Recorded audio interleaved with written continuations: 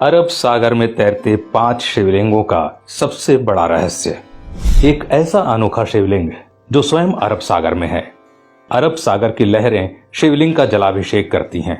आज हम आपको बताएंगे इस खास शिवलिंग से जुड़े कुछ खास रहस्य और ये भी बताएंगे कि आखिर ये इतना दिलचस्प क्यों है। गुजरात के भावनगर में कोलियाक के तट से 3 किलोमीटर अंदर अरब सागर में स्थित हैं निष्कलंक महादेव। यहाँ पर अरब सागर की लहरें रोज शिवलिंगों का अभिषेक करती हैं। लोग पानी में पैदल चलकर ही इस मंदिर के दर्शन करने आते हैं।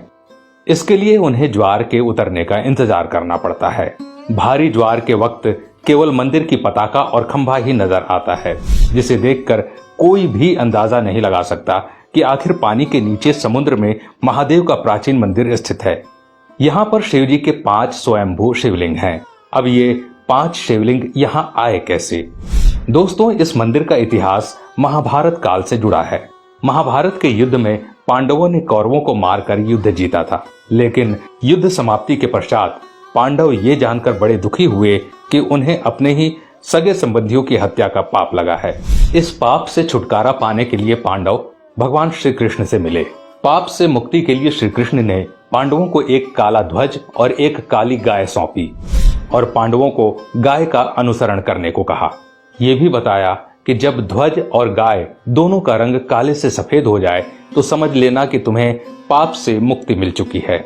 साथ ही श्री कृष्ण ने उनसे ये भी कहा कि जिस जगह ऐसा हो वहां पर तुम सब भगवान शिव की तपस्या करना। पांचों भाई भगवान श्री कृष्ण के कथानुसार काले ध्वज हाथ में लिए काली गाय का अनुसरण करने लगे। इस क्रम में वो कई दिनों तक लगभग हर जगह से गुजरते रहे, लेकिन गाय और ध्वज का रंग नहीं बदला। लेकिन जब वो वर्तमान गुजरात में स्थित कोलियाक तट पर पहुंचे तो गाय और ध्वजा का रंग एकदम से सफेद हो गया। इससे पांचों पांडव बहुत खुश हुए और वहीं पर उन्होंने भगवान शिव का ध्यान करते हुए तपस्या करना शुरू कर दिया। भगवान भोलेनाथ ने उनकी तपस्या से खुश होकर पांचों भाइयों को लिंग के रूप में अलग अलग दर्शन दिए। वो पांचों शिवलिंग अभी भी वहीं स्थित हैं। पांचों शिवलिंग के सामने नंदी की प्रतिमा भी है और पांचों शिवलिंग एक वर्गाकार चबूतरे पर बने हुए हैं। ये कोलियाक समुद्र तट से पूर्व की ओर 3 किलोमीटर अंदर अरब सागर में स्थित है। इस चबूतरे पर एक छोटा सा पानी का तालाब भी है, जिसे पांडव तालाब कहते हैं।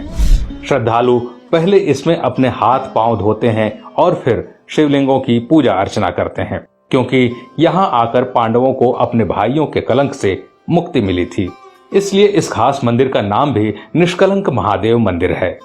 भादो महीने के अमावस को यहाँ पर मेला लगता है, जिसे भाद्रवी भी कहा जाता है, और अमावस्या के दिन इस मंदिर में भक्तों की विशेष भीड़ रहती है।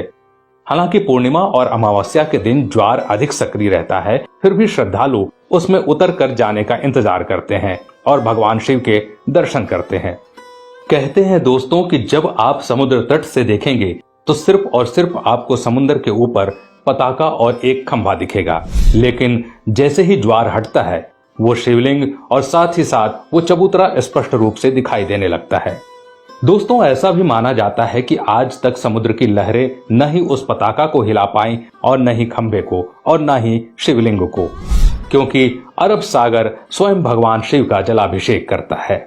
तो दोस्तों, अगर ऐसे में भविष्य में आपको इस खास मंदिर में जाने का अवसर मिले तो इस अवसर को चूकिएगा मत, या कभी आप गुजरात घूमने जाएं तो इस मंदिर के दर्शन अवश्य कीजिएगा, जिसे निष्कलंक महादेव के नाम से जाना जाता है। आज के लिए बस इतना ही। अगर वीडियो पसंद आया तो लाइक करिएगा और ऐसे ही वीडियो देखने के लिए हमारे पेज को फॉलो जरूर करें।